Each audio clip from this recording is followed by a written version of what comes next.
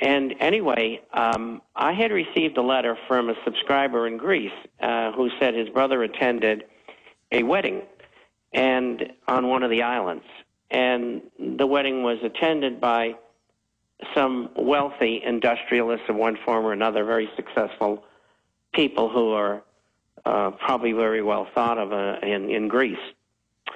And he was told that on September the 20th, or before the end of the month, they expected a change in the Greek government. And I mentioned it on that Marine program. And I no sooner got it out of my mouth when an email came in from one of the people who is a guard in Athens at the embassy. And he says, you're absolutely right. He says, we're on pins and needles. We've been put on alert.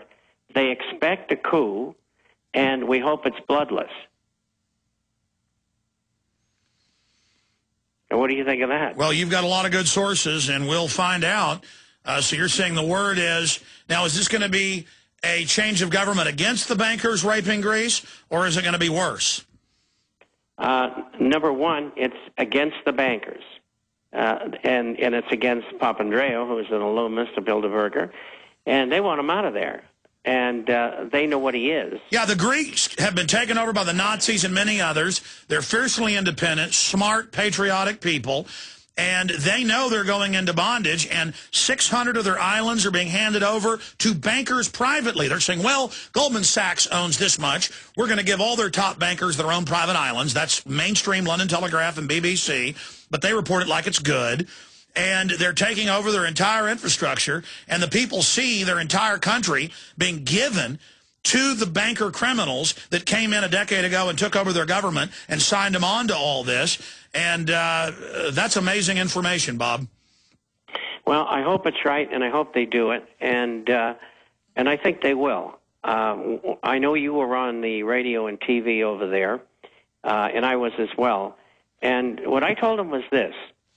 Number one, you get out of the euro. It's too expensive for you. Number two, you default on your debt. The bankers made the money up out of thin air, and they should have never made the loans in the first place because they knew the financial and economic situation in Greece for many years. Number three, go back to the drachma and make sure it's nominally or undervalued so that you can compete with your exports, and you'll have all kinds of tourists come into Greece because it'll be an inexpensive destination.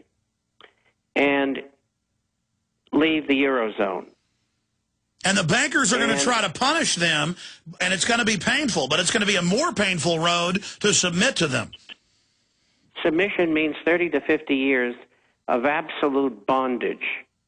And as a matter of fact, I don't know if you saw this in the news in Romania, we'll call him the PM, said and implemented all kinds of austerity things, and the people are ready to throw him out of office. And of course, the loans to the same bankers. And let me put it this way. If Greece gets rid of Papandreou and says to the bankers, no, we're not going to pay you, and they put other people in government, and I'm sure they want a bloodless change, if that happens, it'll happen all over Europe. That's right. And people are like, well, why do I care about Iceland or Greece? Because as they go, so goes the rest of the planet. Well, you can start off with the Irish are furious. Anglo-Irish Bank comes back yesterday. They wanted almost enough money, which is equal to the revenue that they take in Ireland. I mean, to stay alive, to stay in business. And the people are getting furious there. Once the Spanish wake up, all hell will break loose. The Portuguese are a little bit different. I've lived in those countries, so I know what the temperaments are. And in Italy, once the buttons push, they'll go bananas. They're very nervous people, let's put it that way. And then that'll spread to Eastern Europe. Which is already in dire straits, which is... Why don't Americans... I mean, Americans are getting angry, but we were always known as the most explosive, aggressive, violent, greedy to defend our freedom. Why are we so submissive? The TV, the fluoride, the drugs, the brainwashing. We are literally in a coma, but we're starting to come out of that coma. You're absolutely right. We are. And, you know, you're not going to convince everybody. And you don't have to. All you have to do is inform 15 to 20% of the people who are intelligent, who are willing to go forward and say, no, I'm not going to do that, or I'm not going to take that. And at some point in time, that will come to the fore. But in the meantime, they get educated.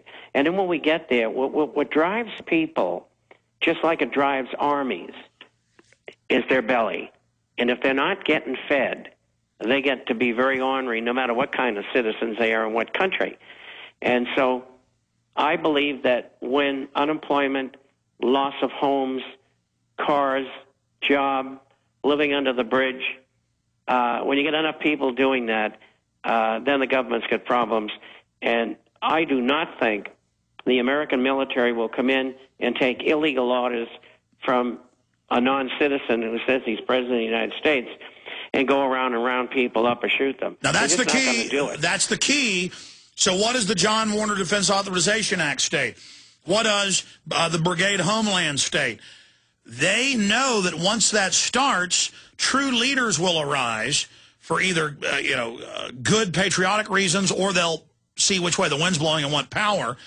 They openly say they're going to move to block governors, even remove governors, claim that they speak for the states at the federal level because of the Governor's Council, and they're going to move and assassinate or attempt to assassinate governors and legislative leaders that lead the charge out of this coming dark age. Let's talk about that, Bob, when we come back. Then we're going to phone calls, 800-259-9231. I'm Alex Jones. This is the GCN Radio Network.